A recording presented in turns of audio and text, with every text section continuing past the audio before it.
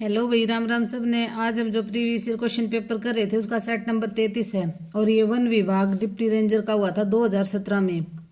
ये पूरा question paper solve करेंगे। क्वेश्चन नंबर 1 है, निम्न शब्द का पर्यायवाची शब्द बताइए। तो चांद का पर्यायवाची क्या होगा? सुधांशु। चांद का पर्यायवाची क्या होगा? सुधांशु। इसके और भी पर्यायवाची देख लो। चंद्र, शशि, रजनीश, हिमांशु, सुधांशु, मयंक, चांद, शशांक, कलानिधि किसके चांद के पर्यायवाची हैं। निम्न शब्द का विपरीत अर्थ बताइए। तो अर्थ का क्या होगा? इसका होगा अनर्थ। क्या होगा अर्थ का? अनर्थ। यथार्थ का होगा काल्पिक। यथार्थ का क्या होगा? काल्पिक। स्वार्थ का होगा प्रार्थ। परदत्त का होगा अर्जित। तो अर्थ का क्या होगा? अनर्थ। निम्न मुहावरे का अर्थ पहचाने। तो दांत काटी रोटी होना। दांत काटी रोटी होना क्या होगा? गहरी दोस्ती होना। क्या होगा? गहरी दोस्ती होना। नीचे दिए गए शब्द का बहुवचन बताएं। तो बात का क्या होगा? बातें। क्या होगा? बातें। नीचे दिए गए शब्द का एक वचन बताएं। तो माताएं का क्या होगा? देखो भाई, माताएं का क्या होगा? माता। दाब की मानक अंतर्राष्ट्रीय इकाई क्या है? तो दाब की मानक अंतर्राष्ट्रीय इकाई क्या है? दाब की मानक अंतर्राष्ट्रीय इकाई है पास्कल। प्रति इकाई क्षेत्रफल पर लगने वाले बल को दाब कहते हैं। तो दाब किसे कहते हैं? प्रति इकाई क्षेत्रफल पर लगने वाले बल को दाब कहते हैं। दाब एक अदिश राशि है। कैसी राशि है? अदिश राशि। और दाब की मानक अंतर्राष्ट्रीय इकाई क्या है? पास्कल। एक नाभिकीय प्रतिक्रिया जहां पर एक परमाणु का नाभिक अपेक्षाकृत छोटे भागों में द्विविभाजित होता है कहलाती है। तो क्या कहलाती है? नाभिकीय विखंडन। वह प्रक्रिया है जिसमें एक भारी नाभिक दो लगभग बराबर नाभिकों में टूट जाता है, विखंडन कहलाता है। इस अभिक्रिया के आधार पर बहुत से परमाणु रिएक्टर या परमाणु भट्टियां बनाई जाती हैं जो विद्युत ऊर्जा का उत्पादन करती हैं। तो इसका क्या होगा? नाभिकीय विखंडन। एक जलीय घोल का उदाहरण है। तो क्या एक जलीय घोल का उदाहरण है? चीनी एक जलीय घोल का उदाहरण है। जब आप आवर्त सारणी में बाईं ओर चलते हैं तो तत्वों का परमाणु क्रमांक 1 प्रवृत्ति रखता है। क्या रखता है? घटने की प्रवृत्ति रखता है। जब आप आवर्त सारणी में बाईं ओर चलते हैं तत्वों का परमाणु क्रमांक घटने की प्रवृत्ति रखता है। प्रतिरक्षीकरण की प्रक्रिया को डैश विकसित करती है। तो क्या विकसित करती है? कृत्रिम प्रतिरक्षा। प्रतिरक्षीकरण की प्रक्रिया कृत्रिम प्रतिरक्षा को विकसित करती है। कोशिका विज्ञान डैश का अध्ययन है। तो किसका अध्ययन है? कोशिका का। कोशिका विज्ञान कोशिका का अध्ययन है। हमारे शरीर में मुखदरक एवं निहाई कहाँ पाया जाता है? तो कहाँ पाया जाता है? कान में। हमारे शरीर में मुखदरक एवं निहाई कहाँ पाया जाता है? तो ये कहाँ पाया जाता है? कान में। जलियांवाला बाग हत्याकांड 13 अप्रैल 1919 को हुआ था भाई। इजी क्वेश्चन है। कब हुआ था? 13 अप्रैल 1919 को। देखो भाई, जलियांवाला बाग हत्याकांड 13 अप्रैल 1919 को हुआ था। और ये जलियांवाला बाग हत्याकांड है ना, अमृतसर के स्वर्ण मंदिर के पास एक छोटा सा बगीचा था जहां 13 अप्रैल 1919 को ब्रिगेडियर जो जनरल डायर थे उनके नेतृत्व में अंग्रेजी फौज ने गोलियां चला दी थी, जिसके कारण कई हजार मासूमों की जान चली गई थी। यहाँ यह सभा है ना सत्यपाल और कैफुद्दीन किचलू की गिरफ्तारी के विरोध में रखी गई थी। तो सत्यपाल और सैफुद्दीन किचलू की गिरफ्तारी के विरोध में ये सभा रखी गई थी और जनरल डायर ने गोलियां चलवा दी थी, जिसमें बहुत सारे बच्चे औरतें मारे गए थे। तो 13 अप्रैल 1919 को हुई थी जलियांवाला बाग हत्याकांड। दीन ए इलाही परमेश्वर के धर्म की स्थापना डैश द्वारा की गई थी। तो किसके द्वारा की गई थी? दीन ए इलाही अकबर द्वारा। 1582 ईस्वी में मुगल सम्राट अकबर द्वारा चलाया गया एक धर्म था जिसमें सभी धर्मों के मूल तत्वों को डाला गया। इसमें प्रमुख हिंदू एवं इस्लाम धर्म के थे। इस धर्म को मानने वाले एकमात्र अनुयायी बीरबल थे। तो दीन ए इलाही किसने चलाया था? अकबर ने। कब चलाया था? 1582 में। 1582 में चलाया था। कब चलाया था? 1582 में। प्रत्येक वर्ष डैश को अंतर्राष्ट्रीय श्रमिक दिवस के रूप में मनाया जाता है। तो 1 मई को, देखो भाई, प्रत्येक वर्ष 1 मई को अंतर्राष्ट्रीय श्रमिक दिवस मनाया जाता है। तो ये दिवस है ना, एक तो पक्का ही आ जाता है, 2 भी आ जाते हैं। तो ये 15-20 ऐसे दिवस हैं जो बार बार पूछे जाते हैं। इनका एक 5-4 मिनट की वीडियो बनाएंगे एक बार ये टॉपिक कंप्लीट हो जाते हैं। तो प्रत्येक वर्ष 1 मई को अंतर्राष्ट्रीय श्रमिक दिवस मनाया जाता है। डैश केंद्रीय जल संसाधन, नदी विकास और गंगा संरक्षण मंत्री हैं। ये उस टाइम का करंट का क्वेश्चन है भाई। हैरी पॉटर द्वारा लिखी गई उपन्यास माला है। तो हैरी पॉटर किसके द्वारा लिखी गई थी? ये लिखी गई थी J.K. रोलिंग द्वारा। किसके द्वारा? J.K. रोलिंग द्वारा। J.K. रोलिंग ने ना कल्पनात्मक ये मिथक मतलब बुक लिखी थी और अनोखी दुनिया थी उनकी। और उनका मुख्य पात्र कौन था? Harry Potter. तो ये किसने लिखी थी? Harry Potter, J.K. रोलिंग ने। किस भारतीय ने साहित्य के लिए नोबेल पुरस्कार जीता था? तो किस भारतीय ने जीता था? रविंद्रनाथ टैगोर को साहित्य के लिए नोबेल पुरस्कार दिया गया था। किसको? रविंद्रनाथ टैगोर को। और इनको रविंद्रनाथ ठाकुर के नाम से भी जाना जाता है। ये विश्व विख्यात साहित्यकार, दार्शनिक, भारतीय साहित्य के एकमात्र नोबेल पुरस्कार विजेता हैं। वे एशिया के प्रथम नोबेल पुरस्कार सम्मानित व्यक्ति हैं। और उन्हें ये कब दिया गया था? 1913 में। और किसके लिए दिया गया था? गीतांजलि के लिए। कब दिया गया था? गीतांजलि के लिए 1913 में। 1913 में दिया गया था ये नोबेल पुरस्कार। ये भी आता है कब दिया गया था। विश्व में कौन सा देश दूध का सबसे बड़ा उत्पादक देश है? तो ये कौन सा है? भारत सबसे बड़ा उत्पादक देश है। भारत के वर्तमान में मुख्य न्यायमूर्ति कौन है? अब ये हैं भाई मुख्य न्यायमूर्ति justice B.R. Gavai. B.R. Gavai हैं और ये मई तक रहेंगे। अब कौन है? B.R. गवई है और ये मई तक रहेंगे बस। कथकली किस राज्य का नृत्य है? कथकली डैश की नृत्य विद्या है। तो कथकली किसकी है? केरल की। 1526 ईस्वी में डैश और डैश के बीच पानीपत की पहली लड़ाई लड़ी गई थी। तो पानीपत की पहली लड़ाई बाबर और इब्राहिम लोदी के बीच लड़ी गई थी। कब हुई थी? 1526 में। 21 अप्रैल 1526 में। कब? 21 अप्रैल 1526 में। अब ये सीधा क्वेश्चन नहीं आएगा, अभी डेट के साथ पूछेंगे कि पानीपत की पहली लड़ाई कब लड़ी गई थी? 21 अप्रैल 1526 में। दूसरी लड़ी गई थी 5 नवंबर 1556 में। देखो 5-5 आ रहे हैं। 5 नवंबर 1556 में दूसरी लड़ाई और 14 जनवरी 1761 में तीसरी लड़ाई लड़ी गई थी।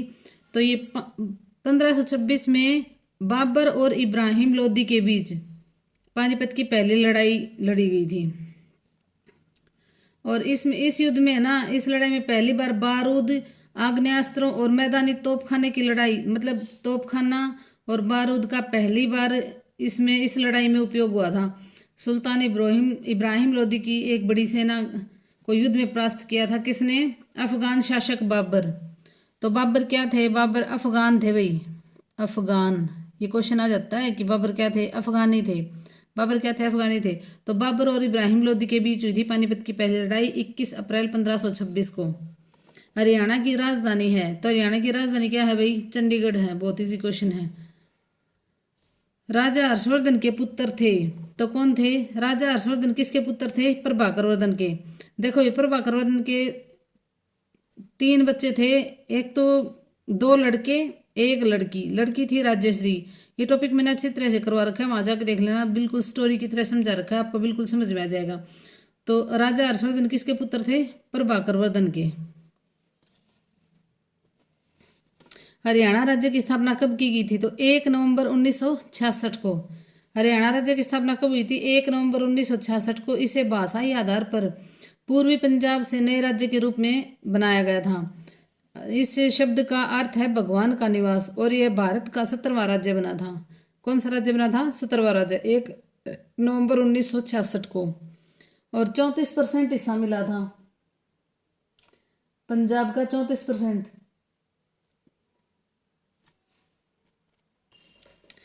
हरियाणा में प्रथम डाकघर पासपोर्ट सेवा केंद्र कहाँ खोला गया था? तो ये कहाँ खोला गया था? करनाल में।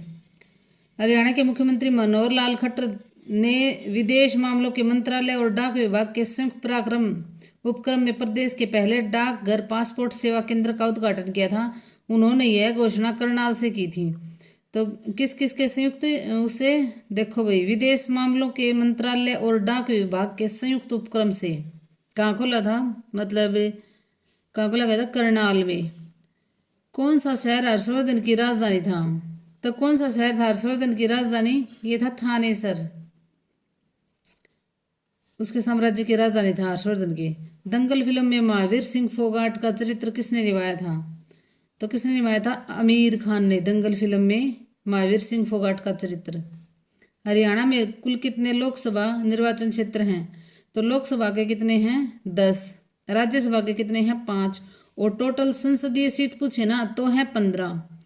और विधानसभा की कितनी है? 90। और विधानसभा की एससी रिजर्व कितनी है? 17। और लोकसभा की एससी रिजर्व कितनी है? 2, सिरसा और अंबाला। कौन हरियाणा केसरी के नाम से जाना जाता है? तो पंडित नेकीराम शर्मा। पंडित नेकीराम शर्मा हरियाणा केसरी के नाम से जाने जाते हैं। कौन? पंडित नेकीराम शर्मा हरियाणा के नाम से जाने जाते हैं। भट्ट भारती, सत्याग्रही, प्रहलाद, मीरा मतवाली और सतसई किसकी काव्यात्मक कृतियां हैं? भट्ट भारती, सत्याग्रही, ये किसकी हैं? तुलसीदास शर्मा दिनेश। देखो भाई किसकी हैं ये? तुलसीदास शर्मा दिनेश की। भट्ट भारती, सत्याग्रही, प्रहलाद, मीरा मतवाली और सतसई किसकी हैं? तुलसीदास शर्मा दिनेश। भट्ट भारती, सत्याग्रही, प्रहलाद, मीरा मतवाली और सतसई तुलसीदास शर्मा दिनेश की हैं। यमुना नदी डैश नदी की दूसरी सबसे बड़ी उपनदी है? तो किसकी है? यमुना नदी डैश नदी की दूसरी सबसे बड़ी उपनदी है? किसकी? गंगा नदी की। निम्नलिखित में से किस खिलाड़ी ने 400 विकेट हासिल किए और 5000 रन बनाए? तो उस टाइम का, एक करंट का क्वेश्चन है, कपिल देव ने।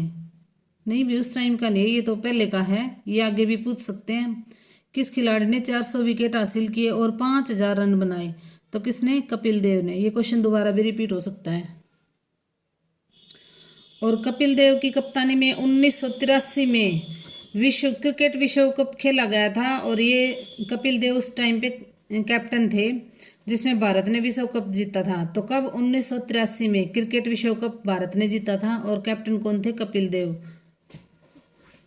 हरियाणा के किस जिले में सरसों की सबसे ज़्यादा पैदावार होती है? तो किस जिले में होती है? भिवानी जिले में।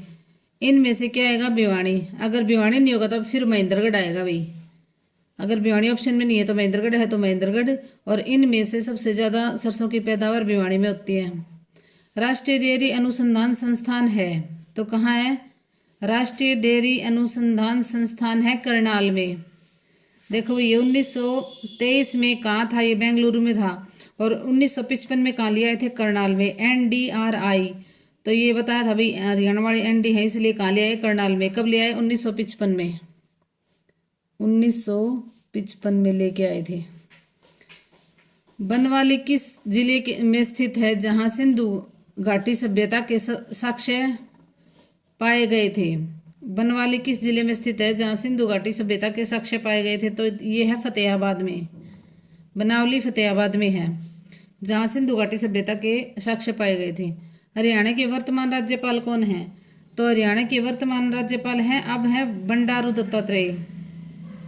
कौन है भाई? अब है बंडारू दत्तात्रेय।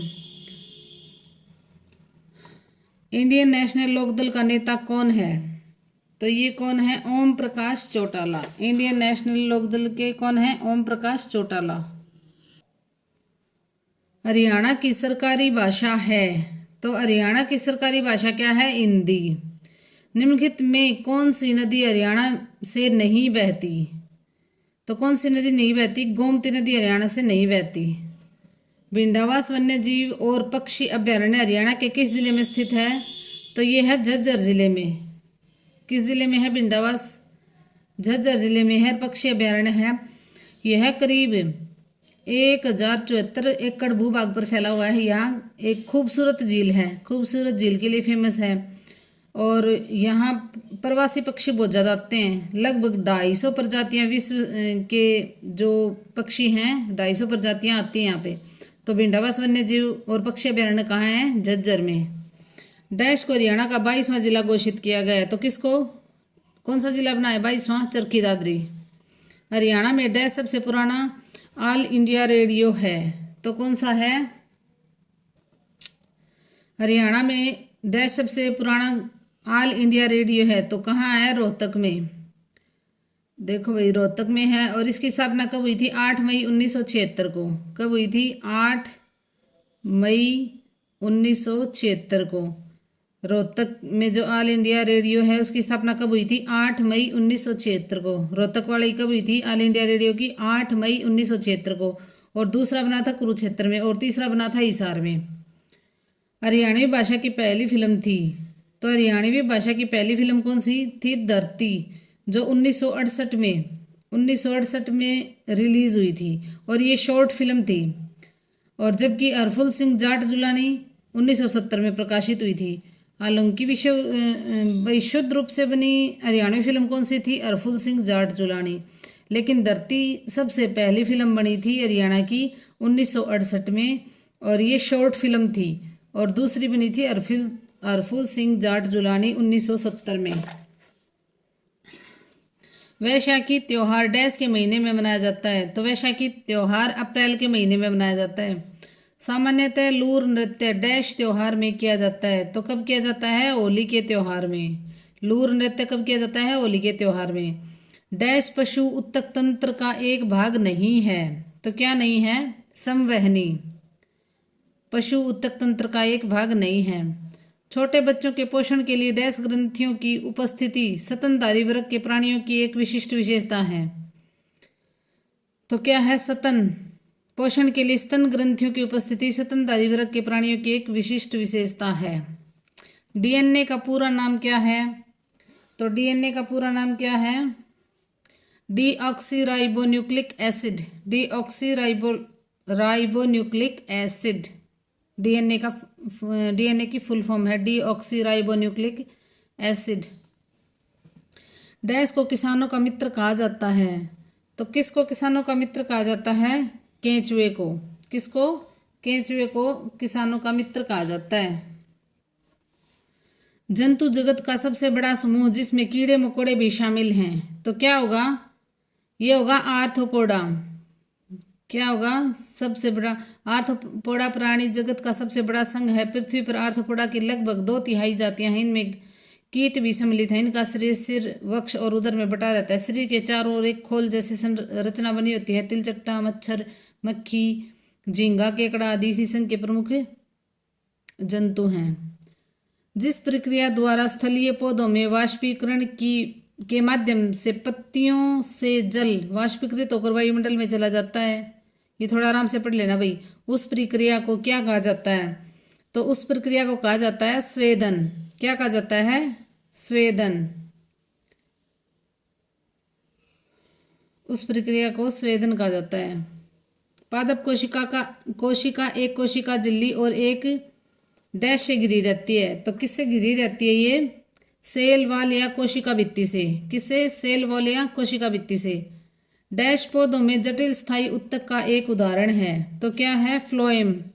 फ्लोएम पौधों में जटिल स्थायी उत्तक का एक उदाहरण है। डैश पौधों और वायुमंडल के बीच गैसीय आदान प्रदान को नियंत्रित करने वाली पत्तियों के एपिडर्मिस में उपस्थित होता है। तो क्या उपस्थित होता है? स्टोमेटा या रंध्र। पौधों और वायुमंडल के बीच गैसीय आदान प्रदान को नियंत्रित करने वाली पत्तियों के एपिडर्मिस में स्थित होता है स्टोमेटा या रंध्र। डैश उच्च स्तरीय पौधों में वायवीय श्वसन का स्थान है। तो क्या है? यह है माइटोकॉन्ड्रिया। माइटोकॉन्ड्रिया उच्च स्तरीय पौधों में वायवीय श्वसन का स्थान है। बालू पत्थर एक डैश चट्टान है। तो बालू पत्थर कैसे चट्टान है? अवसादीय। कैसे चट्टान है? ये अवसादीय चट्टान है। डैश सबसे छोटी कणों वाली मिट्टी है। तो कौन सी मिट्टी सबसे छोटे कणों वाली है? चिकनी मिट्टी। कैसी मिट्टी है सबसे छोटे कणों वाली? चिकनी मिट्टी है।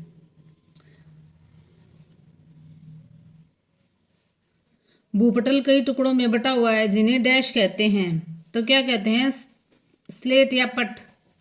क्या कहते हैं? प्लेट या पट।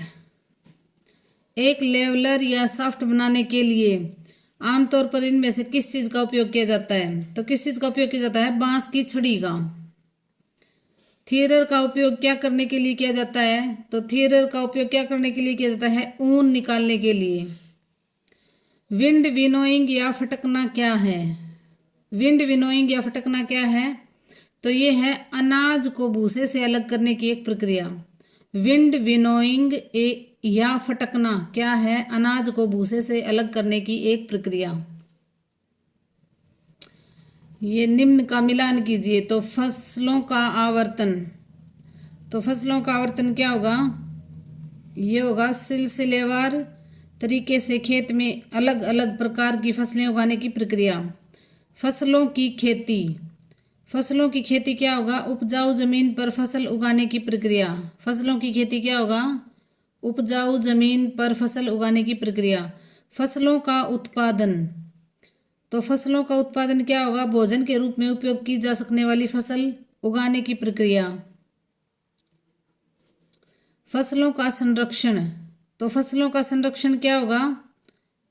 फसलों की रक्षा और सुरक्षा करने की प्रक्रिया। संरक्षण प्रक्रिया, सुरक्षा करने की प्रक्रिया। एक बार और देख लेना भैया, ऐसे समझ में नहीं आएगा एकदम से। घटिया जमीन पर पेड़ लगाने की प्रक्रिया को क्या कहते हैं? तो ये क्या कहते हैं? वन रोपण। घटिया जमीन पर पेड़ लगाने की प्रक्रिया वन रोपण।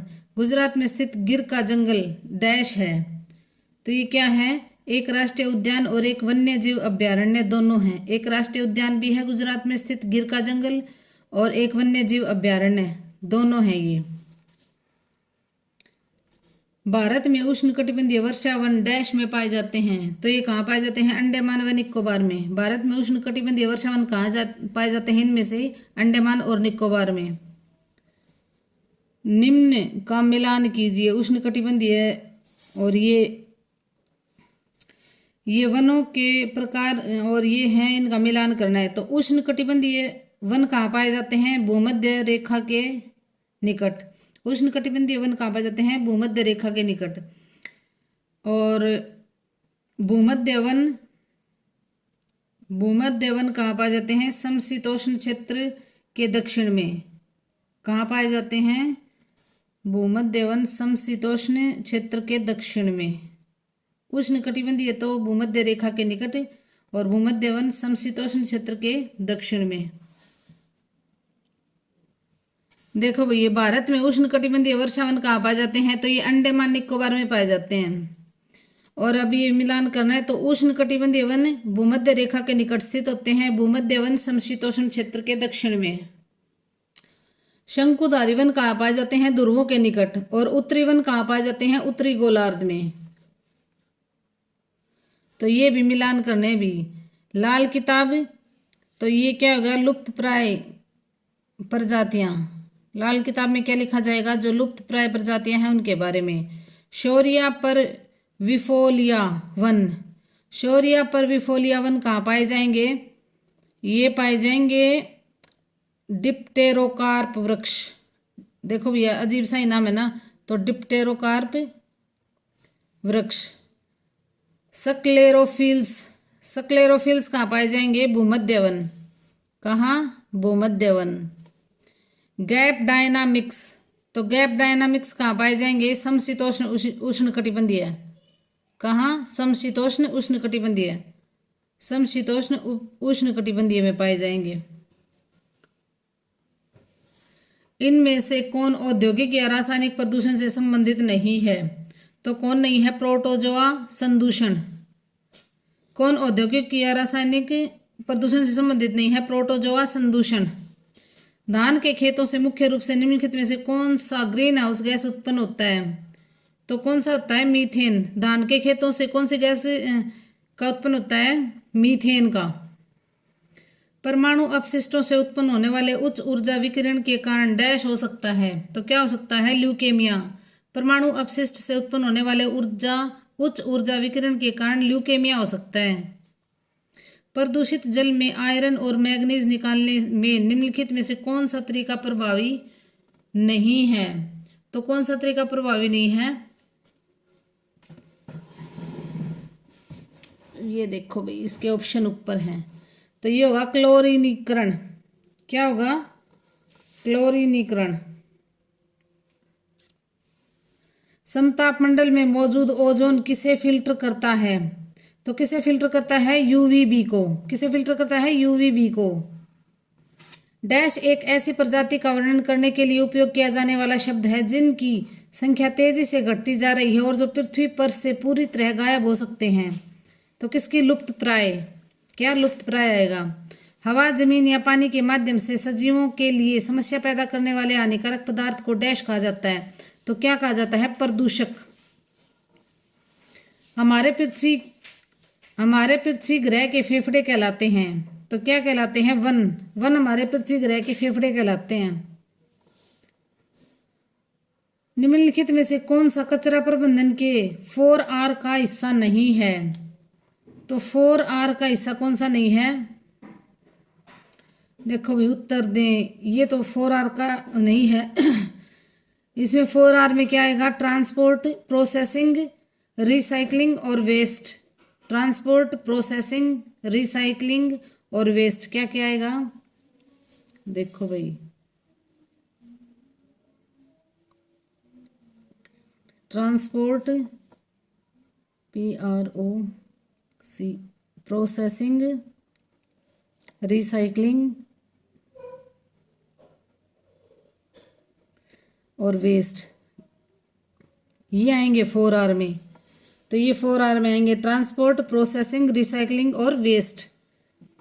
तो इसका आंसर आएगा, उत्तर दें, ये 4th इसका आंसर है। मलेरिया का इलाज करने के लिए क्विनीन नामक दवा का उपयोग किया जाता है जिसे डैश प्राप्त किया जाता है। कहाँ से प्राप्त किया जाता है? तो ये सिनकोना के पेड़ से। सिनकोना एक सदाबहार पादप है जो झाड़ी अथवा ऊंचे वृक्ष के रूप में उपजाता है। यह रूबिएसी कुल की वनस्पति है। इनकी छाल से क्विनीन नामक औषधि प्राप्त की जाती है जो मलेरिया की दवा है। और किससे? तो क्विनीन की दवा किससे? सिनकोना के पेड़ से। इंजीनियरिंग का अध्ययन जिसमें एक इंजीनियरिंग सामग्री के रूप में मिट्टी, उनके व्यवहार और उपयोग का अध्ययन शामिल होता है उसे कहते हैं। तो क्या कहते हैं? सॉयल मैकेनिक्स या मृदा यांत्रिकी। सॉयल मैकेनिक्स या मृदा यांत्रिकी। अवसादन विश्लेषण का उपयोग सिर्फ डैश माइक्रोन से अधिक महीन मिट्टी के कणों के लिए किया जाता है। तो किसके लिए किया जाता है? 75 माइक्रोन से अधिक महीन मिट्टी के कणों के लिए किया जाता है। अवसादन विश्लेषण का उपयोग सिर्फ 75 माइक्रोन से अधिक महीन मिट्टी के कणों के लिए किया जाता है।